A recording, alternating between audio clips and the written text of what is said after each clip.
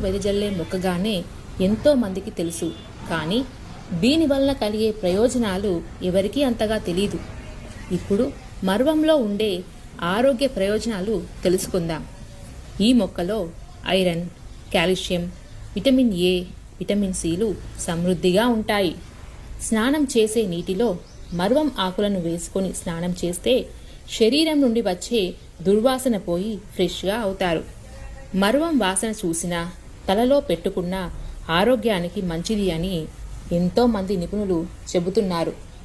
నిద్ర సరిగా రానివారు ఈ మొక్క ఆకుల వాసనను చూసినట్లయితే నిద్ర పడుతుంది. మర్వం ఆకుల నుండి తీసిన రసంను చెవిలో వేసుకుంటే చెవిపోటు, చెవిలో చీము కారడం వంటి సమస్యలు తగ్గుతాయి.